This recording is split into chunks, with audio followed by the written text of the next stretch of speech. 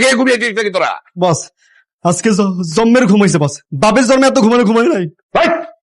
আমার কাছে কি মনে হয় জানেন, যে রাতে আমরা যে খাবারটা খাইছি এই খাবারের মধ্যে মনে হয় কোনো ঘুমের মেডিসিন মিশাই দিছে, নাইলে তো কখনো আমাকে এরকম হয় না বস। বাপু বাসা নেই, তো বাপু তো বিয়ে হয়ে গেছে।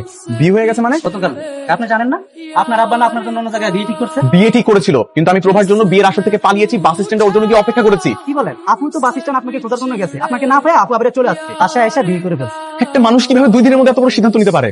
ঠিক আছে থাকো। দেখা হলো আপনার গার্লফ্রেন্ডের সাথে? হ্যাঁ হয়েছে তো। কি বললো? আমাকে নাকি অনেক কিছু মিস করেছে, বিয়ে করবে। এই তো। আমি তো ভেবেছিলাম অন্য কোনো ছেলের সাথে হয়তো পালিয়ে গেছে। দূর কি সব বলেন। ঠিক আছে, তাহলে আমাদের তো দুজনের আর দরকার নেই, তো আমরা এখন আসি।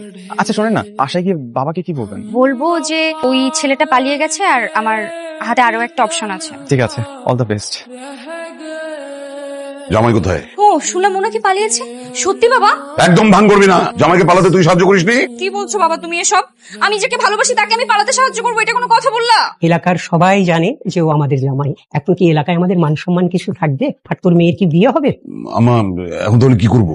কি করবি? ওকে খুঁজে বের কর, যদি তা না হয় তো একটা ছেলে ধরে নিয়ে আয়, নিয়ে এসে বিয়ে দে। আমার তো মনে হয় না তোর মেয়েকে কেউ বিয়ে করবে। এটাই সুযোগ। এখন বাবাকে আমার আসল বয়ফ্রেন্ডের কথা বলে দিলেই কাজ হয়ে যাবে। বাবা আমার সাথে আমার একটা কথা আছে। কি কথা বল? আমার না আরেকটা ছিল। শ্বশুর আব্বা আমি চলে এসেছি। আরে জামাই, বেঁচে থাকো বাবা, বেঁচে থাকো। কোথায় গিয়েছিল? কাচ্চি খেতে গিয়েছিলাম শ্বশুর আব্বা, তাই না? আরে কাচ্চি খেতে মন চাইতে আমাদেরকে বলবা, আমরা তো কাচ্চির দোকানটা এখানে বসাইতাম, তাই না?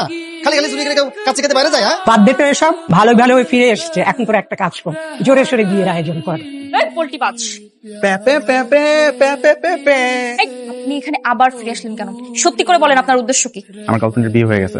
এইটা হলো আপনার লয়াল গার্লফ্রেন্ড? হ্যাঁ ভালো আছে, আপনার লাইফ থেকে একটা 420 মেয়ে বিদায় হয়েছে। 420 কাকে বলছেন? আপনার জন্য এত কিছু হয়েছে।